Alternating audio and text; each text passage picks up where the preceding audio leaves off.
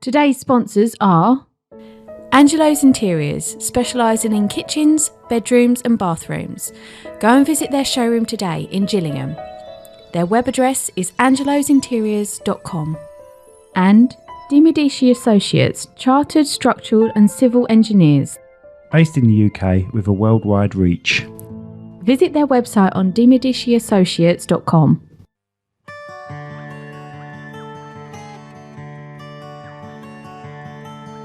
Welcome to the Cherrywood Podcast with me, Simon Burridge, and the redhead warrior that is Rachel Burridge. Are people normally nervous on this, or are they not? They are, but they're fine by the end of it. Yeah. You want to say sorry? You want to say no? No. Leave it a mystery. No, say your name. All right. For you, rather than anything. Yeah. My name's Hayden, and this. Do I say action? You Action. say whatever you want. Yeah. Well done. Yeah, and then we hook it there, and then everyone knows your name's Hayden throughout the whole podcast. Don't know your surname, no? Nope. They think you're It's a Hayden. mystery. They think you're Hayden Griffith, mine coach. Griffith. Griffith. I've already Messed that started. up. Haven't I? No, it's Mr. Hayden Bloomfield. How you doing? You all right? I'm really good. Really good. How are you guys? Yeah, not bad. Not bad. He's a podcaster once, wasn't you? Once upon a time, yeah. Yeah. Okay, good. What'd you do? Pressure. And it's Pink Panda Productions. Productions, Oh, yeah. oh, Productions. Oh, we can leave then. No, it's called it Pink Panda, yeah. Pink Panda Productions. Okay, tell us about yourself. Tell her about what, in terms of work? Anything. You start off with your Pink Panda first, and then we can go Yeah. on how you got there. Because I know you used to be a gardener as well. Yeah. So Pink Panda, it's a case of we make content for businesses. We want to work with ambitious, driven business owners, and it's all around understanding what the vision of the company is. Where do they want to be in 3, 4, 5 years' time? And who's missing from that vision? So you've got that future business where you want to grow, what the clients you're going to be working with, what's the team members going to look like, the freelancers, partners you're going to work with, and we craft content specifically to attract those people. Have you ever been asked to do weird content or things that you think, oh, really? You want that sort of thing? No, yeah. Well, so everything I do is packaged. So people don't come to us and tell us what content they want. They come to us and tell us about the vision of the business, and I and then guide you them from make there. it So we have set packages, there's 3 options where everything's all mediums are incorporated, where it's one recording. I put them on camera. Just it's kind of like podcast setting in the sense of they're there on camera, Like mic. an interview type. Yeah, but it's conversational, but it's all designed about them speaking to their desired audience. And then it becomes videos, reels, carousels, Shorts. infographics, Yeah. blog articles, everything. But I did have someone who was like, Pink Panda, it sounds like something from the adult industry. Yeah. Yeah, tell us how you found Pink Panda, the name. The name? Yeah. It came to me. So when I was thinking of the concept of what this business would be, I was kind of looking at all my passions, all my obsessions, and thinking, how can I just tie it all up into a company? I wanted to build another company. And I thought, well, I love talking business with business owners. I love making content. If I could just encapsulate that in one thing. So I came up with the idea, I'm just going to craft content for businesses, and came up with the model, the service. And I thought, what can I call this? Do I do something it is what it says on the tin, Content 365, business content? I was like, that's boring. Or do I go with something punchy, completely random? I like alliteration. And I was like, something like Pink Panda. And I was like, something exactly like Pink Panda. Only downside, people that are like 35, 40 and above go Pink Panther. Yeah. Of course we do. Yeah. I'm like, no, I'm not a panther trying to sell you biscuits. Yeah, Pink Panda. Brilliant. Okay. And how long have you been going for? 7 months. 7 months. When did we have it? We had a 1-to-1 a few months ago, didn't we? I've got to turn my phone off. Sorry. Is that mine going off? Yours. Podcasting Happened. 101. Every time. No, this is so you're turning yours off now as well. That's right, I'm on silent. This has become a thing for us. It's always going off Yeah. for every podcast. Actually, Quickly, before you start, that's a thing as well. How long before that falls off? I'm surprised, yeah. Well, actually, no, it fell off already, didn't it? Before Yeah, no, you can go from now. You clap and say how long you from think now. it's going to be. Oh, how long? Yeah, Let's make it 5 minutes and 37 seconds. from Oh, that's very, now. Now, From your clap. All right, clap. then. that's very specific, isn't it? 37 Yeah, seconds. but that's what Jenny did, and she was 2 seconds out, or That's 1 very second true, out, something yeah. like that. Yeah. And if you get it right, £100. if I get it right, £100 to a charity of your choice. all right. If I get it We right, don't just stand here now for 5 Yeah, just go watch it. that's it. Silence now. Yeah. It's a meditation. There has been times when we've stared at it and it's just fallen off when we stared at Yeah. it. Or we've been discussing it mid-podcast and then Podcast it's just ghost. fallen. Yeah, it's fallen. The podcast spirit is here with us now, if you want. It's so weird. Okay, so 7 months. Give or take, yeah. Right, okay. So how did you because obviously you had these ideas. How did you initially say, right, I'm going to do it now? Was there a point that you thought, right, it's now or never? Or so my first company that I still have, I was like trying to get that into a way where I didn't need to have my time used within it, and was finding a way to achieve that. And then in the interim, I was doing a bit of like business strategy consulting with companies, helping them with their business plan and everything. And the idea was just formulating. And the problem with me is like my brain is constantly going at 100 miles an hour. Thinking of new ideas. Yeah. So I wake up within seconds, I'll start going into like the deepest conversations, and I'll have had dreamt something that's useful and then just start going into the thoughts of that, and I will go to sleep. And I've always like got to sleep easy, but I've been struggling recently because I'm so excited. I've got so many things. I just lay in bed like thinking through all these businesses. And so like you. Yeah, with Pink Panda, it was like I was just kind of putting the pieces of the puzzle together of like what it would look like. And it was, well, you're in BNI and all know the BNI kind of realm. So my membership was coming up for renewal for what I was currently in for. And I wanted to renew, but with this new company. And I was just like, don't know what it is, and trying to work it out. And that renewal was coming up, and I had like 3-4 weeks. And I was like, well, there's my deadline. I've got 3-4 weeks to get this business, get a logo. And when I came back there was a 2-week interim where I wasn't in, and then came back. And I think I don't even know if I had the logo finalized, but when I joined, and it was, as you know, someone does 10 minutes every week. And I was like, oh, well, the 10-minute slot's available for when you come back, actually. Do you want to do it on your first week? And I was like, sure. So I stood up and did my 10 minutes based on what I'd planned out for the last 3 weeks. And this is Pink Panda. Wow. So you work quite well to deadlines and under pressure then? Yeah. Oh, yeah. I've got no patience. Everything's fast. Like, if it's not done now, just forget about it. So I've got a whole list of things I want to do. I've got pretty much like my life planned in terms of what I want my life to achieve over the next multiple decades. Okay, let's go for it. Let's go for it. Year on year. Let's do it every month. Right, first month. Well, I've got a 3-year business plan for Pink Panda, month by month. I know what revenue I want to hit. I know what my role is within the company as I delegate it. There's elements that I've managed to speed up the process so far, and there's elements that are like just delaying. But as the business plan is a guide. Do you have that on the wall somewhere, or is it all up here? No, it's all on my laptop. Oh, right. So in terms of like, so all my immediate plans, so Pink Panda, and then the next kind of 3-4 businesses are planned out, but the next one is planned out, and then the next ones after that are more of, I've got a document that's just got ideas written, and then the multi-decade plan is like in my head, and I just it's kind of weird. It's like there's sections of my brain that store the information, and so I can come back to it and carry on working on it. So what I want to do, like from 50 beyond, I've just kind of got this storage, and I can just open it up. Put it in there. Yeah. So it's like one of those Instagram albums. If you save something, something like it. It's something like that, really. Yeah. Excellent. So you used to be a gardener, or are you still a gardener? So I have a garden company. My involvement in that company is pretty much just the odd email and odd message and a lot of voice notes. And so you have a couple of people working for you? Well, so it was like there was a team of 10 of us at one point, and I made a lot of mistakes. I was learning. I've been employed for 3 months of my job. I'd never managed people, and I'm very like my brain.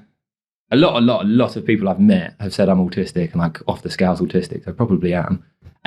So when I was managing people, I came across as quite ruthless and cutthroat because I was so focused on what the vision of the business was. And it's like whatever the shortest pathway to achieve that. And that meant that I came across very careless when it came to people, which I wasn't. I was trying to get the best out of people, but I just didn't know how to communicate very well. So I downscaled and it became more of a lifestyle business. And then now, currently where it is, there's one person that does all the garden work. And then there's me that does all the business end of things. And we're just kind of partnering up together to see, we've been doing it. So they've been doing all the round for me for like a few months, 4 or 5 months. Yeah, but you're young anyway, aren't you? So don't be, you're not going to be hard on yourself for being... Oh, man. It was like soul destroying when I saw that company come down. I had this whole roadmap, this business plan of like by 2025, I wanted 100 people in the company. I wanted to get so big that, Stihl, the garden machinery company, I wanted to get big enough that I could go to Stihl as their biggest customer and say, right, here's what we want from your tools, and here's how we want to reduce plastics in it. Here's how we want to make them more sustainable. And you're going to listen to us, or we're going to go elsewhere. And they would be like, shit, we need to listen to them. That was my plan. I never got there. And I had this whole plan of the land I was going to buy, how I was going to turn it into a yard.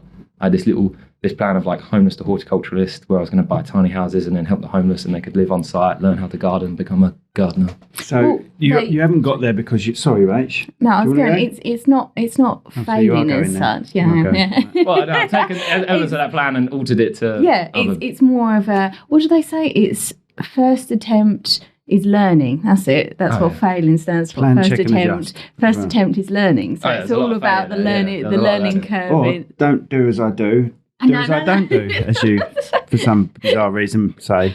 Yeah, but that was which just means a fuck nothing. up. Don't do as I do. Do as I don't do.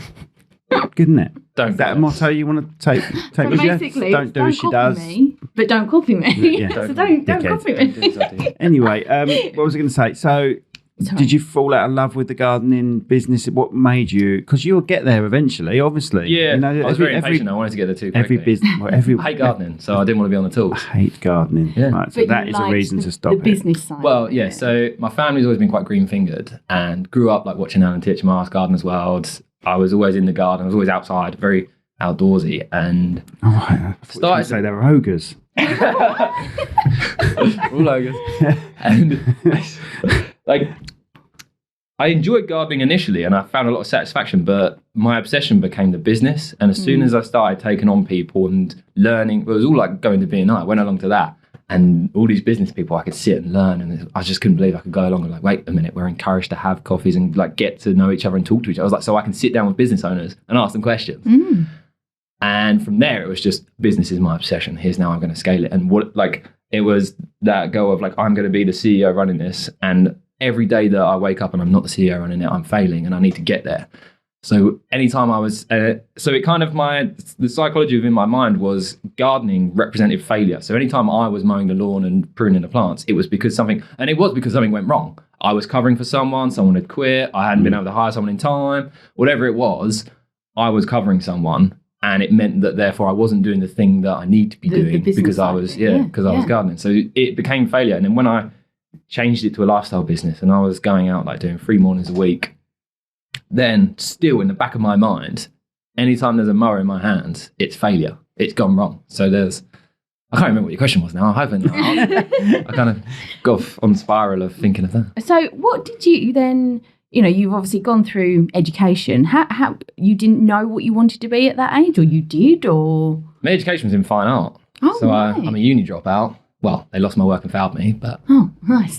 After I complained, they passed me. But I studied art for a long time. I didn't really know what I wanted. Where'd you go? Yeah.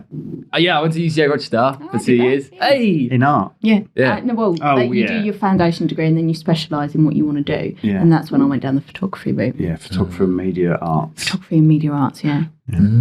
Sorry, you were saying. I went to UCA Rochester for the college. It was the 2-year extended diploma. So in my second year, it was the foundation lot that joined us. And then I stayed on and went to Canterbury campus to do the fine art degree. Didn't like it. And... didn't really know. I didn't really have a plan. I was just like, I didn't care about money, wasn't driven by it. And my dad's an accountant. I don't really see him much, but he's an accountant. He was very like, what are you going to do for money? What are you going to do for money? I was like, I don't give a shit about money. I just want to live. Like, I'm a skateboarder. I want to skate and I want to do art things. And as long as I can live, like, I don't really want a lot of stuff. And then I started business, became quite materialistic, got over that. But I feel, when I was growing up, I wanted to be a rock star. I wanted to be a pathologist.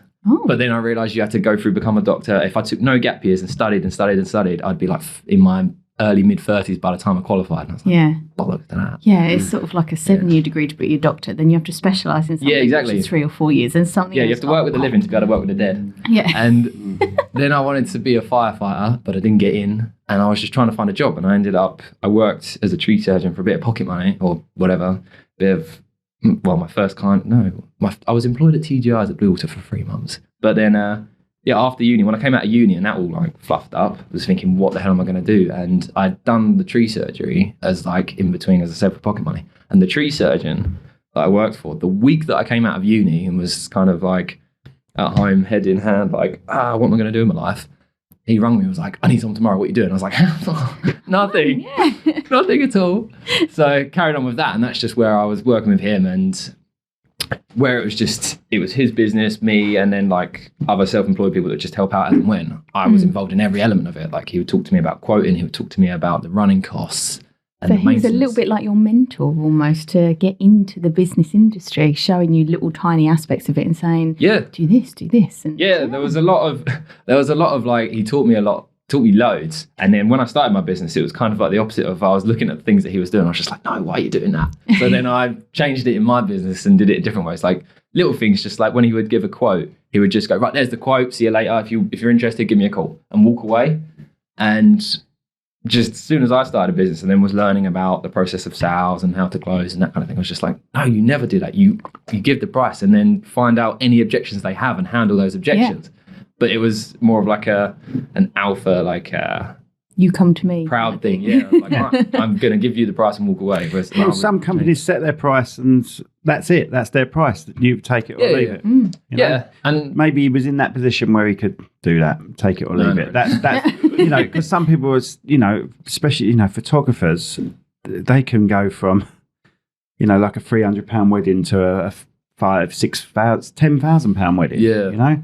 And some will only get out of bed for a certain amount of money, and maybe he had that mindset. No, it wasn't even. It was just a case of, it was this like, didn't want to come across as desperate. I think of like, oh no, if you chase people and ring them up and check the quote, that's like seen as desperation. So I kind of had that mindset initially, and I remember like even like his managing his diary, there was things where he would manage his diary based on like random bits of paper or like sandwich packets in the van. So like he'd get the phone call and he'd be like, yeah, all right, so you want the treat on? I've got, and just get like a Tesco sandwich, open it up and then write it down. Yeah, cool, all right. And I remember being on this job we was doing, it was for a village association. So there was a lot of work. We were there for like 2 weeks. And the notes we had on the trees was just these scraps of paper with, like, you could not read this writing, and he struggled to read it. And he's like, yeah, we're doing that. Right, so today we'll do this bit, and I'm like, how are you? So then when I started my business, I would have like this paper diary and write things in, and I was just like, I need to be more systemized than that. And then just over time, I learned how to be way more systemized. And, well, like my garden company now, most of it's automated. So all the admin side of things, it's automated. I don't really have to do anything. Oh, that's good then. Excellent. So how many businesses do you have now then? Currently,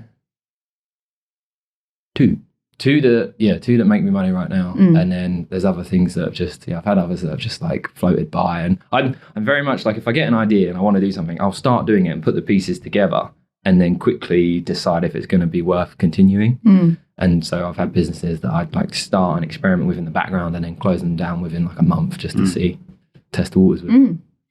And yeah, sorry. Yeah. You briefly mentioned skateboarding. So you were really into it, was you? Am. Ah, right. Okay. When did you start? Really young? I want to say, 12. You're quite tall, actually. It would hurt when you fall over, wouldn't it? You've got quite a distance to land. So. Well, especially, like the thing that I like skating as well is all big stuff. So I jump down handrails and like big stairs. Really? Yeah. Oh, you want it Excellent. Spend more of my life injured than not. Yeah. Have you ever broken bones? Yeah, what you broke? I've not actually broken anything. Oh, no. Wait. That's wooden. The worst I did was like, I've got a lump on my head, so I smashed my head, and so I've got tissue built up. The worst, the worst injury I had was soft tissue damage in my foot because I couldn't skate, and that I was out for like 9 months. But I busted one foot, and then as soon as I got back into skating again and I recovered, I rolled the other foot, and then I was injured again, and then I got back into skating. And then injured the first foot again. But the handy thing, because my feet were so destroyed, so all the stuff that I did is on the streets. So it's handrails, as I said, and stair sets. You're on the street. Yeah. On the streets. And because of my feet, and I couldn't handle that kind of thing, I had to skate a lot of transition. So like when you see people skating like ramps, poles, that kind of thing. And I learned how to skate all of that from being injured. And then so now I've managed to build a consistency with, I say consistent, I'm not consistent. I know you skate on the streets, but where do you skate? All over the world. Oh, do you? Yeah. So I'm always filming for video parts. So I've been a lot of Europe. My favourite place is Copenhagen. Love Copenhagen. And then been like Australia, Jamaica. I think it's like a dozen countries I've skated. Wow. You get shit from people who aren't skating and you're skating in the streets. Oh, yeah, all kinds of interesting stories. Like hassle and heavy. Yeah, big time. Oh, when I was in Paris once, I was trying to film this trick. I was getting so stressed, and I was definitely letting my anger. I'm just like, Did you do it by yourself? You put a camera down? No. We were, like crew of us were out filming. Oh, right, okay. But I had this like little old lady in France go mad at me, and I was trying this trick, and I was getting so mad at it, and then every time I was like hurting myself as well, and I was in a lot of pain. So every time I'd land, I was just like screaming in pain. I was just like getting angrier and angrier.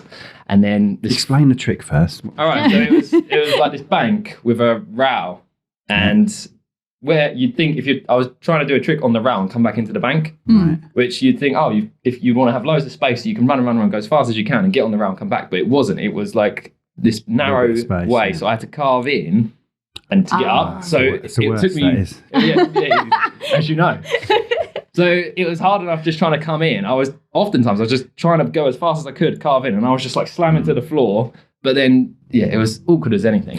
Bloody hell. But I have trouble carving a turkey. Yeah, you have trouble reversing onto the drive. Yeah, I get best reverser ever. Don't use that camera crap. So obviously, the whole thing was this little old French lady. She was just like walking along with a walking stick, and I don't know what I did, but I was in her way, and she was just like screaming and shouting at me in French, and then got a walking stick and just started hitting me with it. So you're in pain anyway. Yeah, you're just I remember being so angry though. She was like, if she was there whacking me, I just like grabbed my board, I turned around and just went, smashed the board, turned around, and was just like trying to compose myself. And the annoying thing was in French and walked off. Did she just hit you and walk off? Pretty much, she was just like, and then she carried on walking and was just like. Goodness. Strange lady. She's out there somewhere, just like no idea who I am. Before COVID or after COVID? This was way before. I was like, she out there? We just don't know. Yeah, true. She was elderly. The annoying thing was my mate stopped filming and they didn't film that bit. I was like, that's literally that's the best bit. But there's all kinds of shots of me just like snapping boards. I focused my sock once. What? Like ripped my sock off. I like threw my shoes, ripped my sock off. I was just like, I focused. Did you say I focused my sock once? Yeah, so like when you snap your board, you call it focus. You focused your board and just like snapped it. I don't even know why it's called that. So it's just become the term to destroy something, you focus it. Oh. Right, I'd love to focus you, Rachel. Oh my God. Please don't say that in the bedroom. That's really wrong. Hey, darling,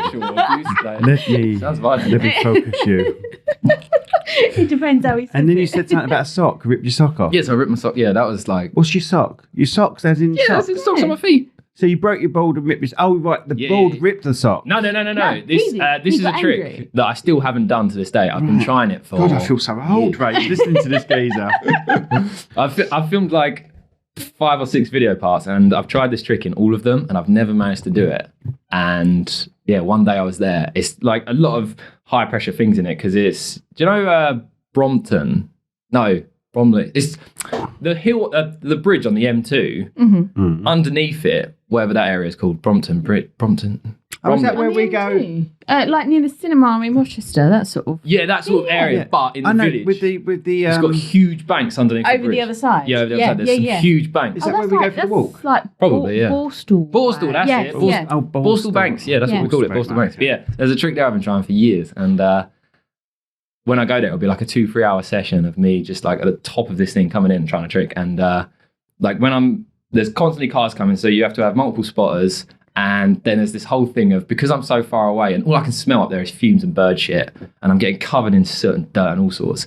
And then your mates, I'm like, you've got to shout yes and no. You can't shout go because it sounds like no. Yeah. And then they'll be like, yeah, go. And I'm like, yes, I know. Yes, yes, go. No, go. Yes, no. Oh. So anyway, they worked out, but it's just, and as well, because it's down such a steep bank, like as soon as you slam, you're just falling down this mountain, and then you got to walk back up it again. So it's... So can you not hear your spotters? Can you not see your spotters? Yeah, you can see them, so they'll be like that. Give them a green and red paddle.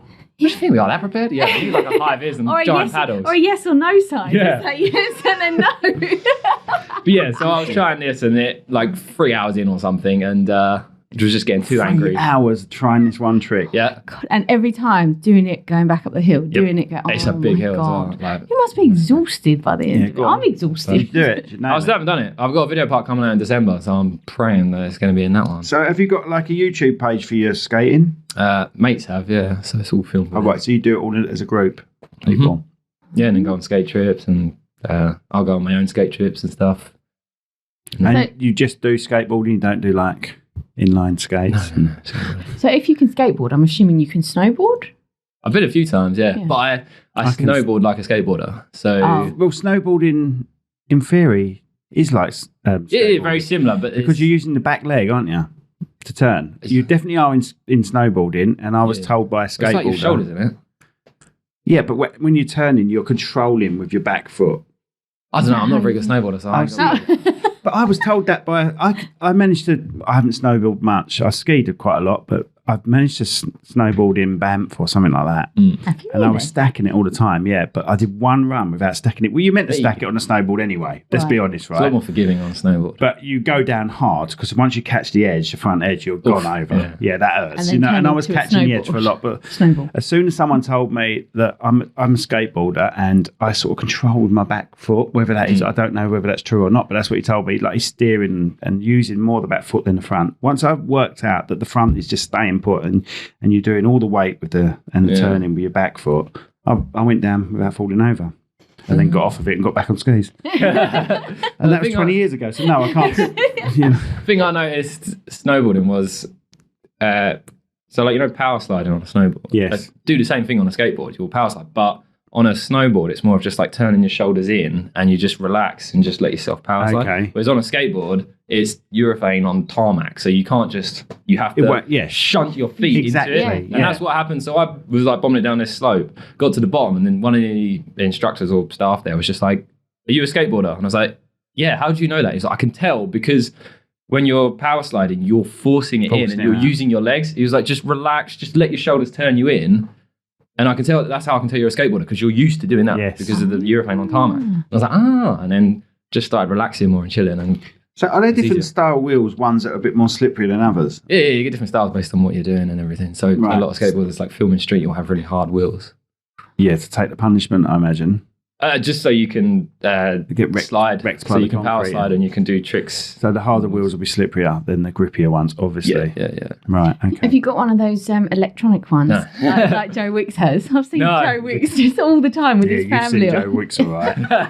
Yes, I was one of those mums in COVID that had a little crush on Joe Wicks. Little crush?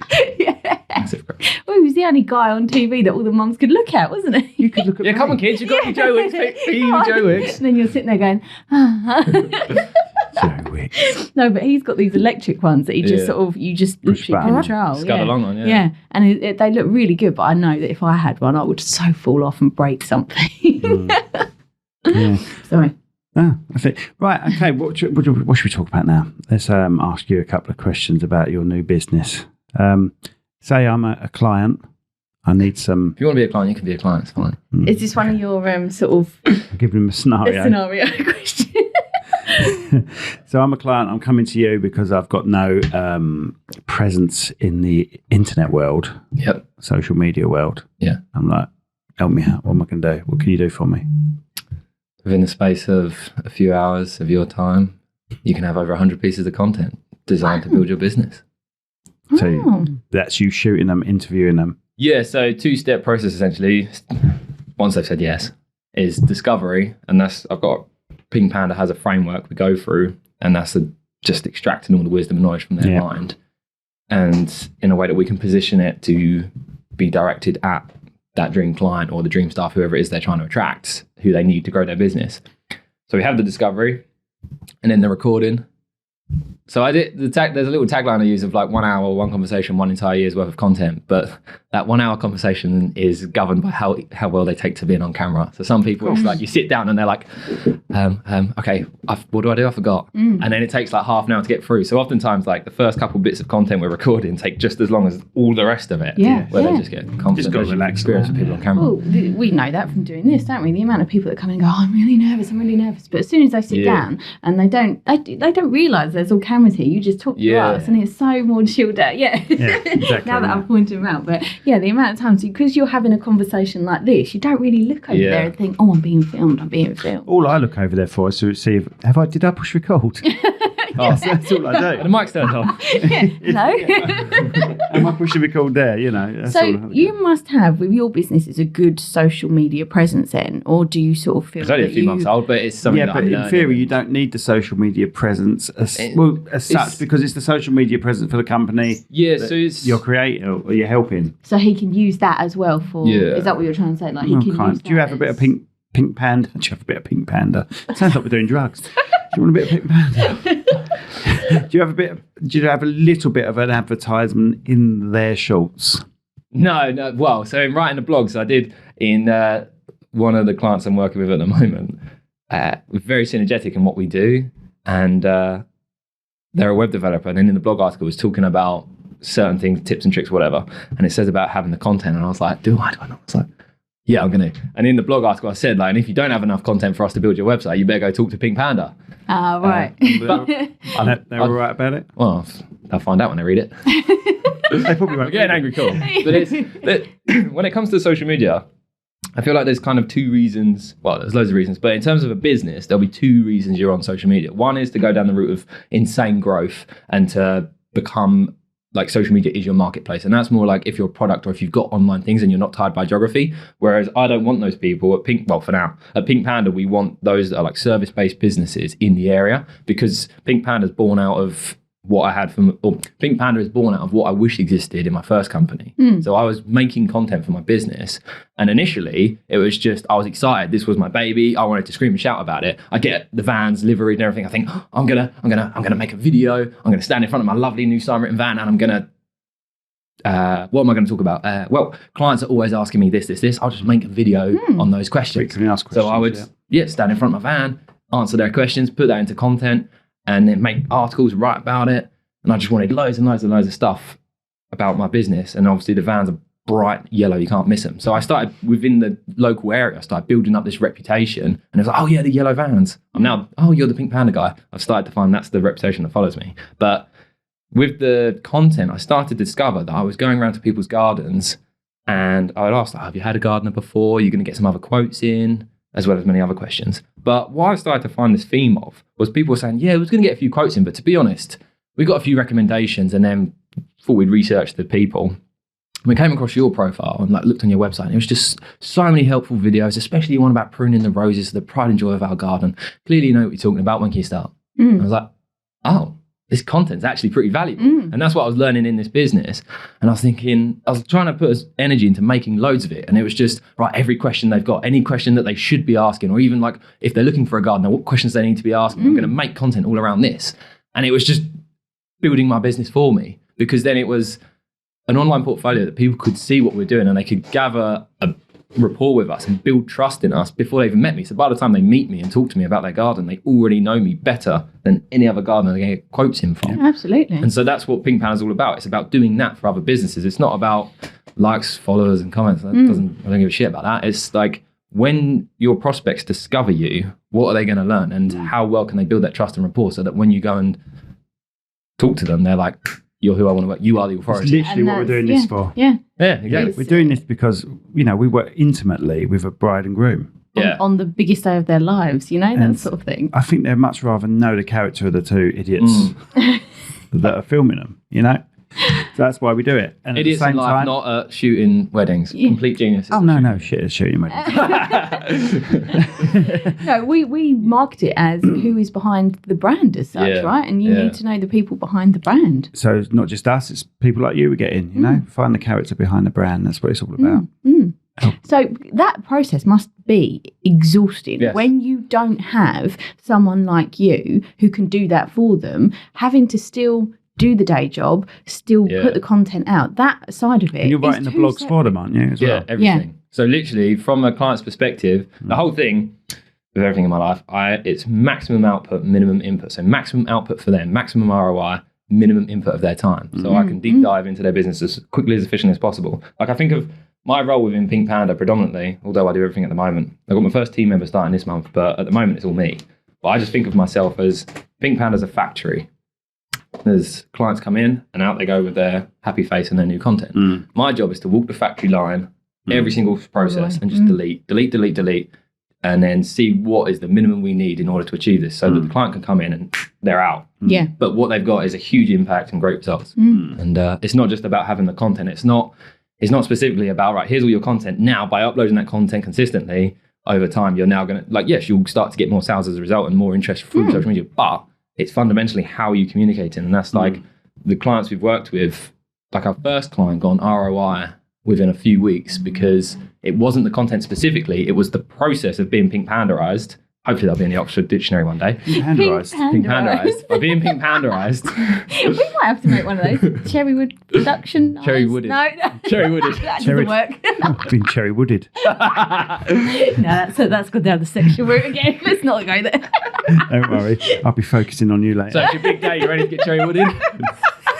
That's what the next podcast is going to be. Oh, sorry. God, sorry. Sorry, mate. Back to professionalism, right? That's doing well. Who's doing? I've definitely lost. You've lost, definitely. Damn it. What did you put on there? I just put one bit of tape on. Gorilla Glue. Shout out Gorilla Glue. If you want to sponsor the podcast, you can see how well it's holding the sun. Good, isn't it? Yeah, client. Sorry. So the first client we worked with, they got. So it was a £2,500 package, and they ended up they had a couple of inquiries that came in that would have been a couple £100. But because of the whole Pink Pandaization process, it changed how they communicate, and they was able to ask much better questions and do a deeper dive into the business. So instead of just responding to, oh, you want this? Yes, there you go. It was, well, tell me what your business is about. Okay, what is it you need that for? Oh, well, you need it for that. Well, have you got this in place, this in place? And so those two clients ended up spending £3,000 with them instead of £300. So the £2,500 package they paid for with us instantly had made more back. Yeah. And that's just within a few weeks. And now it's changed how they communicate. And that was the same thing for another client. So you're creating this content for them. Are you posting it for them? Do some of them ask you to do all the posting and everything? Or do you just give them the content? It's down to them to post it. So we craft the content and then we hand it to them. But then the whole thing, similar to in my garden company, I wanted to be a hub of resource for my clients. I want to be a hub of resources for all Pink Panda clients. So where the discovery, I go deep into their business. So I know the deepest traumas, their happiest successes. I know a lot about them personally. And for all of that, I've become quite the kind of go-to and ask a lot of questions. He's so handsy, isn't he? I'm glad I haven't got a piano there. And I can't. Sorry. But so with that, the whole cycle, I want to understand, like, where is their business? And then in growing that, because as I said, like, when I started Pink Panda, I just want to talk business with business owners all day. So in their business, I'm asking them about this vision and then looking at how and where my brain is just builds out these processes to build companies, and I have multiple business plans and everything for all these companies. I do the same thing when I work for a client. I just start building their business in my mind. Yeah. So I'm like, right, what does your website look like? What does your social media look like? So to answer the question there, it's a case of, no, we don't manage the social media, but we have partners we work with that are like, as soon as they've got the content, what is your plan? Yeah. How are you going to upload it? Yeah. I want to hear the plan. And in my business plan, I want to keep communication every 3 months with a client anyway. And in that is a bit of the kick up the arse to be like, why am I not seeing the content? If I'm not seeing the content, right, here's the people I work with. Here's the LinkedIn expert. Here's the Insta expert, whatever. Get them doing it, because clearly you're not doing it, or they're doing it themselves, and I'm just catching up with them and going, brilliant, love it, how's it going? What business? Just tweak this, just tweak that. You could do this, So your smallest package that you knock out, how many bits of content for them? Smallest package is 2. It's £2,500 and it's 1 video. It's £2,500 and it's 6 videos, 26 reels, 6 carousels, 12 infographics, and 6 blog articles. Right, let's go through a couple of them. Right, what were the Carousel? So carousel is a series of images that kind of tell a story. Yes. So whether it's a helpful piece of advice, so it'll be like 4, 5, 6 slides. Yeah. And it's like, how to solve this problem, slide through. Oh, okay, Sorry. right, let me write this down. I thought you hit something there. It went straight through my ears. I'm just glad you're not Edward Scissorhands, who'd have cut me to shreds by now. What was the Insta? What did you say? Infographics. Infographics. It's like images. So it's just a single image where it's... Yeah, where it's got text all over it. And Well, I try and do it, but minimal. But yeah. Because what I like, obviously it wouldn't work really for video, but is the ones that they break it down. So on their Instagram page, you've got 6 photos. Oh, and it makes make one large big photo. One. And I still when you land on their like page. a collage. But you don't see, you don't tend to land on people's pages as much now on Insta, do you? I always think that's pointless. I mean, I'm sure there's a reason, but in terms of like going into the psychology of like how to grow your channel or your Insta page like that, I just can't understand how psychologically it would have an impact. The only thing is just when you go on their profiles, check them out. And there we go. Well, it wasn't 5 minutes and 37 seconds, was it? But it knocked the table and knocked all your mics and stuff. Did it? I wonder why it was so loud. All the audio's all broke. So you're going to have to come in again. We've lost all the audio on and that. it's a great conversation ruiner as well, I found, which is ideal for podcasts. Yeah. But going back to that, I look at, because like some people, like I follow a few people on my personal Instagram, and I look at them and think, why is there a picture of you like half your head? That's not really. That's and so and then you go onto their page and you go, oh right, okay. That would make my job a lot faster, wouldn't it? Yeah. All right, I've got a screenshot from the recording. I've just you got 12 infographics and all just sections of your face. Yeah. There you go. Like, why have you put that up? That's really random for a photographer to put that up. What the hell are you doing? Then you go on their page and you see the whole thing. That's what intrigues me. Yeah, anyway. with photographers, I prefer the idea of having a carousel, but it's like it's the full image, but then the carousel, or the first image is half of it, and then you scroll. So as you scroll, you can see the whole thing, and then the last slide is the whole image, or vice versa. Yeah, I get you, because then you can zoom I'll in. take some notes. Get in audio later. Right, anything else you want to cover? Obviously, you want to cover your details so people can get hold of you. Anything else you want to... You're looking at me like I'm going to say something funny, but I haven't got anything. I've got nothing in me. You're supposed to be like a comedian as well. Yeah, come on. Well, damn. Yeah, no, mate, I'm whatever you want to dive into. Deepest traumas, happiest moments, worst moments, anything you want to dive into. Come on, give us your deepest trauma. Sounds good. He just asked me to. I haven't got a lot, so right, don't worry about it then. No, go on. No, I've had a lot of like therapy and done a lot of personal coaching. So like the things that I've discovered a lot there over recent times. A lot of in there, like a lot of people in life, you're striving towards something, and I've definitely got things where I'm running towards them and trying to achieve these things, but equally I'm running from. And I've done a lot of work with a therapist to like ascertain what it is that I'm running for and what it is that I'm running from, and a lot of it's all linked, and a lot of it comes from my dad died when I was 7, and like in that point, your brain where you're developing. Because the interesting thing I discussed with my therapist, and I was 7, my sister was 10, and the differences of how we responded and the personalities we become, so different. Like she's very introverted, very quiet. Ask her what she wants to do in the next 10 years, and whatever. Like I'm just living today. Whereas me, I'm the extrovert that's loud.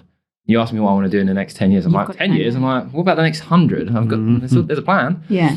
And a lot of that comes from like where our brains were at the stage of development in terms of the fact that I was 7, and so it impacted me differently. Whereas at 10, you've developed a lot of your characteristics. So the personality and the influence that my dad had would have made us quieter, but because he left when I was younger, I then developed my personality in his absence. And there's a lot of things like he was a financial provider, so I had huge insecurity. One of my biggest insecurities is in money. So I'm determined to be rich. And I had a lot of toxic attachment to that when I was younger. So when I started my first business, I just wanted to be rich, and I was like, right, I'm going to wake up one day, I'm going to go in my walk-in wardrobe, I'm going to put on my Savile Row suit, and I'm going to walk down to my garage, the Rolls, the Bentley, the Aston, which one today? And that, like, got rid of all of that idea, and I bought a lot of expensive clothes. It's not a good thing to have. No, and it was all this insecurity within me, and then now I've still got a determination to be rich. I want to get my net worth to 100 million, but that's more of just the problems I want to work on later in life. 100 million gives me the finance to back it and to invest in it, but also gives me the power, influence, and the authority to be able to make the connections and speak to the people I want to speak to, and have influence and kind of power to say, right, this is what I want to do, and I want to have a positive impact. If you've got 100 quid, you can't really do much. Whereas if you've got 100 million... Yeah. What money does, it gives you choices, not happiness. I think it exaggerates who you are. If you're a happy person, you'll be happier, and if you're a miserable bastard, you'll be more of a miserable bastard. If you cling on to the things you own, you'll end up clinging on to more. Yeah, but you end up gaining friends that aren't friends. You know, it's that kind of thing, isn't it? You know, you just got to be a bit shrewd. Yeah, it's a hard one, because the more successful you become, the change in the people around you. You know, you have to have an inner circle, your outer circle, and the fakies. Yeah. And then the jealous ones from who you've spent your whole life with want you to remain the person you were. Yeah. You know? It's all about who they want you to be, not who you want to be. Because it's almost better for them to feel that you are. I feel more comfortable if you're still the same person and you're not progressing. Because they feel a little tiny bit of an edge that I'm better than you, so you need to still be down. It's insecurity is all it is. Yeah, absolutely. I think like the circle of friends I've got as like my best friends, it's more of I'm just the weird different one, and they kind of love to. They love to. I don't know if they embrace it. They love to bully it. That's our relationship. They pick on me. I laugh. Go home and cry. Yeah. Right, give us your email address and phone number after the show. No, give it to that. I pulled. I plan on focusing on here. I'm using the shit out of that word. Good to have you on though. So tell us all your details. Yeah. Email ideas@pinkpanda.london. Ideas@pinkpanther.london. What? Pink Panda? Look, I'm an old man. Ideas@pinkpanda.london. Correct. .com. Oh no. No, .London. .London. Oh, .London. Is there a .London? Yeah, we're new, we're edgy. Is it a .LON or London? Huh? Is it full on word, London or LON? No, .London. Oh my God. Let's talk about that. What's all that about then? Is it just because it's a London-based company? No, I went to buy the domain. .co.uk wasn't available and .com wasn't available. So I bought London. I've got pinkpanda.london and pinkpanda.farm. Who else has got Pink Panda? Oh, there's. Do we need to talk about them? Do you want to talk about them? It's a sex shop. Yeah. Pink Panda, yeah. It's one of those toys. Yeah. Sorry. I'm not slagging off your range of Pink Pandas is coming out next year. Bring it out. Oh, yeah, that's probably further on in the future, isn't it? You've got to have 100 million for that. Yeah, that's the focus toy. That's the 2069 plan. I dropped the sex toys. Yeah. Perfect. 2069. I get it, mate. Oh, yeah, I get it. Yeah. Yeah. I've had a life. Funny. Lovely having you on. Have a life. Pleasure. Honestly, I hope you enjoyed it. Did you? No? Yeah, it is. No. I'll make sure to live on and do as I don't. Do as you don't. I don't even know what I said. I just like taking a piss out of her. She said something wrong, so I put it on every cup we own. Do you not have a closing theme? Yeah, go for it. Oh, do we have a closing? Yeah, do you have a closing theme? No, we usually say do as we do, don't do as we don't do. No, it's more of a thank you so much, and then we have another 5-minute discussion. Yeah. We're like, can we just start it? Come on in. You've done a bit of podcasting. Suggest a closing theme for us, like undressed or. If people listen to it, although he did get undressed this morning. When our assistant just so I know we've said bye, yes. and we're carrying on, but we've got little Riley over here. Come over here, Riley. He's my apprentice. I'll be focusing on him later on. Riley's going to help us this year with weddings and things like that. So we're training. You've been to college, haven't you, Riley? Not today, but yeah. Should we say hello, Mum? Hi, Who do you want Mum. to shout out? She ain't gonna fucking watch this. Riley, you don't swear on the podcast. Have you heard me swear on the podcast? Yes, I did. Oh, right, okay. We spoke about your mum the last podcast, actually, which is, it's out now. You like to swear on the podcast, if not, We some more edit. we swear based on the guest. If the guest is nice and posh, we'll be nice and posh. We're adaptable. So what happens in weddings? Yeah, I don't think we've ever dropped the C-bomb yet. No. Just like Pink Panda, I have to adapt to their time. Exactly. You've got to adapt. You've got to adapt. And Pink Panther. But sorry, Pink But Panda. anyway, we were saying about Riley. When Riley came in this morning, you said to me... Did you plan the hair? No, not at all. Yes. No, this is mine. Riley and You were hired Rachel based always on have that, matching hair, and they've not seen each other for what, 6 months? Over 6 Wow. months. Yeah. And now But we've got matching tips as So well. you were my sound guy when we shot Dusty, weren't you? We shot Does the it sound good on it? It was all right. But let me be honest, it was my direction I was giving him.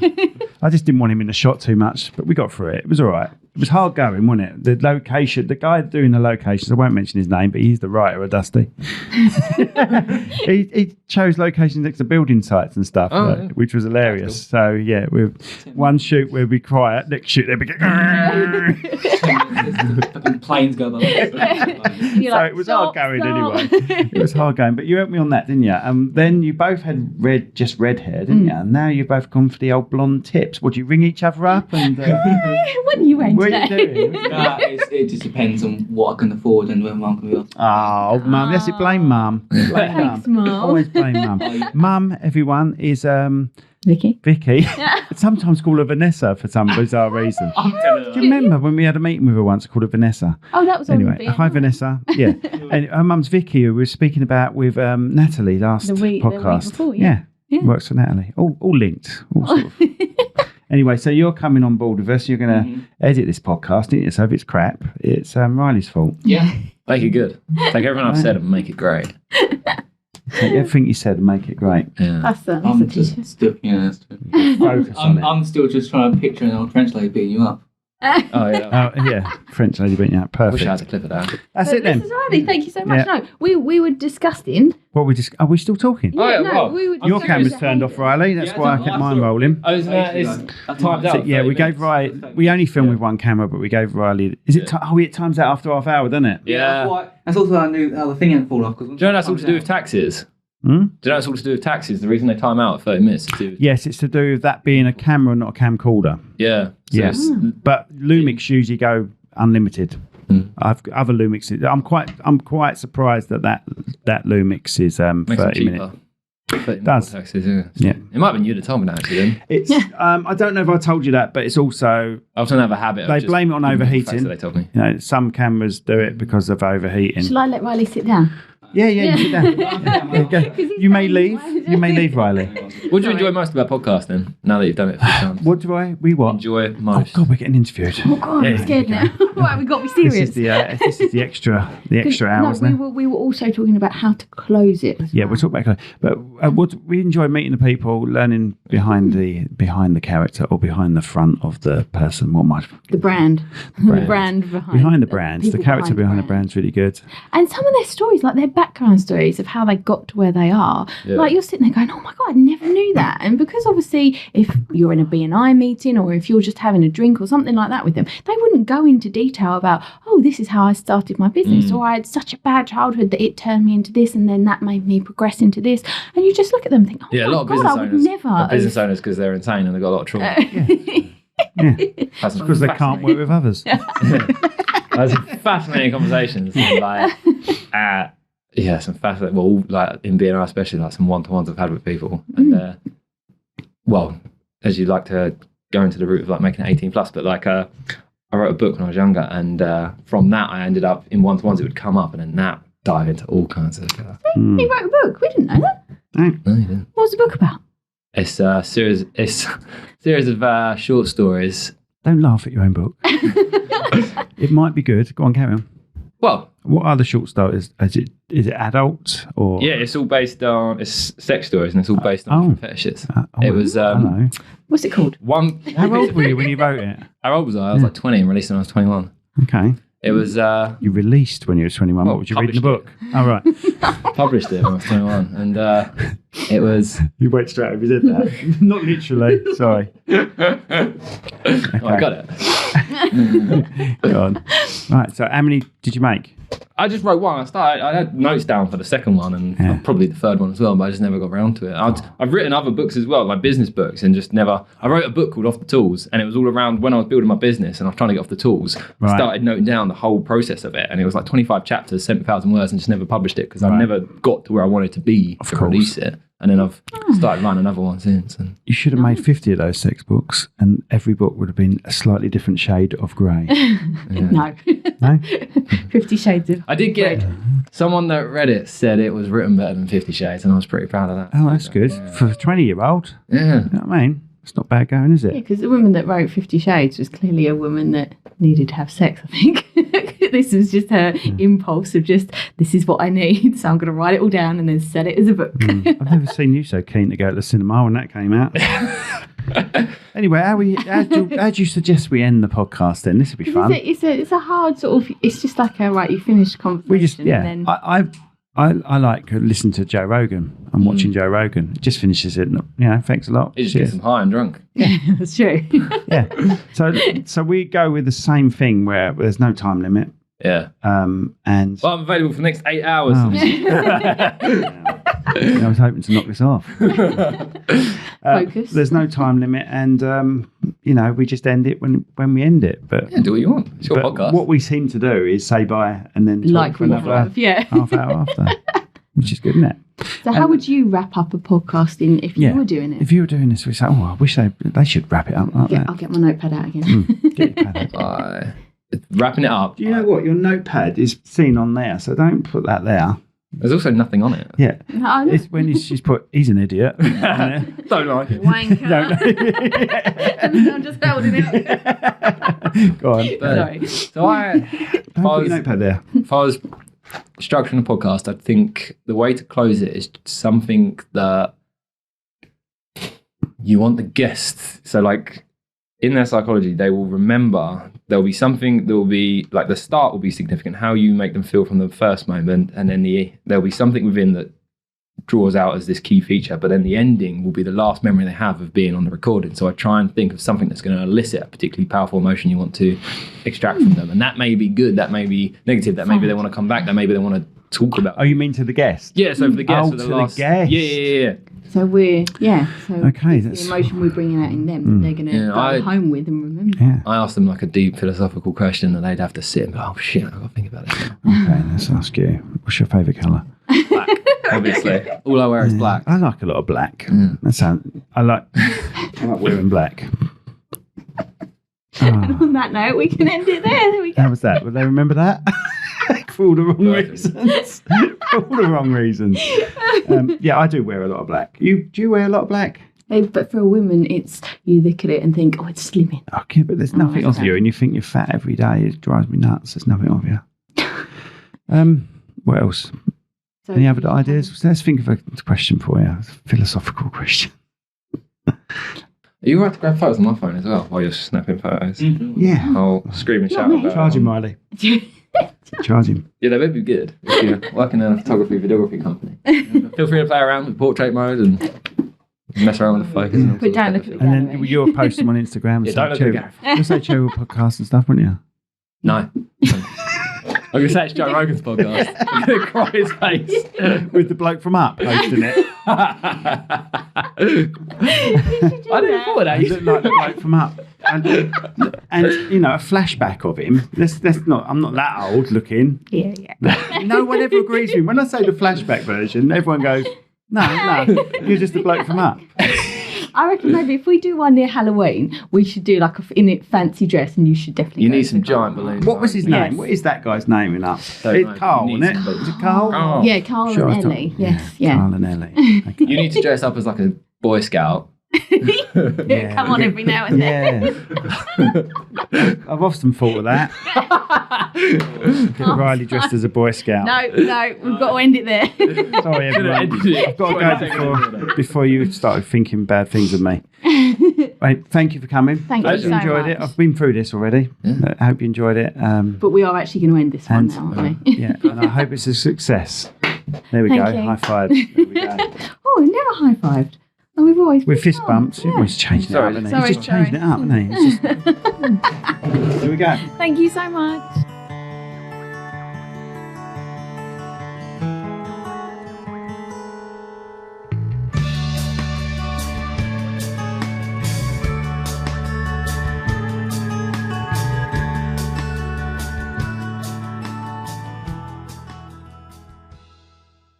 This podcast has been brought to you by Snug Dubs Camper Van Hire. Roam the world, park anywhere. That's snugdubs.co.uk. This podcast was brought to you today by Austin's Eatery on Station Road, Strood. Try the Viking Challenge.